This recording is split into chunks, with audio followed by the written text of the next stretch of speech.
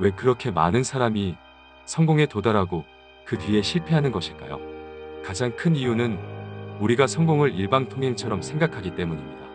그래서 성공에 이르기 위해서는 무슨 일이든지 합니다.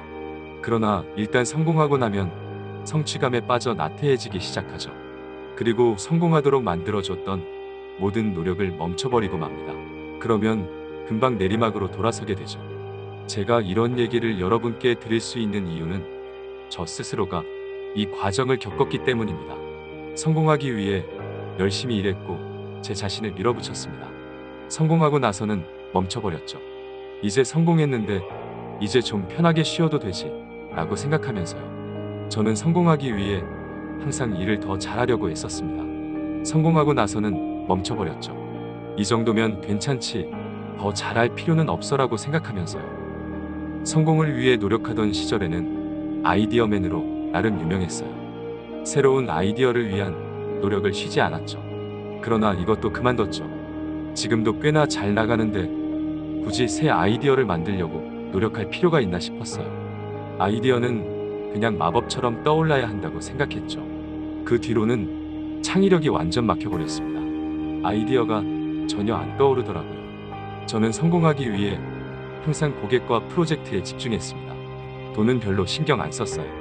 그러자 돈은 저절로 흘러 들어오더라고요. 그리고 돈의 유혹에 빠지기 시작했죠. 어느덧 고객과 통화하고 있어야 했을 순간에도 주식 브로커와 부동산 상담사와 통화하는 제 자신을 발견했어요. 성공하기 위해 저는 항상 제가 좋아하는 일을 했습니다. 성공하고 나서는 제가 안 좋아하는 일을 하게 되더라고요. 예를 들면 경영 같은 거요. 저는 세상에서 가장 최악의 경영자일 겁니다. 하지만 그게 제가 할 일이라고 생각했어요.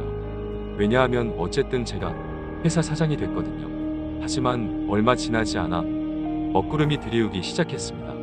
밖에서 볼 때는 성공한 것처럼 보였지만 저의 정신세계는 우울증에 빠지기 시작했죠. 멋진 차를 사보기도 하고 의사를 찾아가 항우울증 약을 처방받아보기도 했지만 다 소용없었어요. 약 때문에 고객이 전화해도 제대로 신경 쓸 수가 없었죠. 그랬더니 결국 제 고객들은 일을 더 잘할 수 있는 사람을 찾아 다 떠나갔습니다. 사업이 망하는 건 정말 한순간이었습니다. 동업자인 톰과 저만 빼고 직원들을 모두 내보내야 했죠. 주저앉을 위기였죠.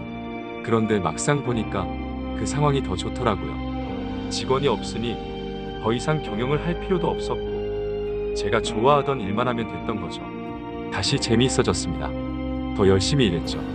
한마디로 말해서 예전에 저를 성공하게 만들어줬던 노력들을 다시 시작한 거예요. 물론 금방 회복되진 않았습니다. 7년이나 걸렸으니까요. 하지만 결과적으로 사업은 예전보다 더 번창했습니다. 이 8가지 원칙들을 다시 충실히 따르기 시작하니까 인생의 먹구름이 감쪽같이 사라졌어요. 성공은 일방통행이 아니란 걸 그때 깨달았어요.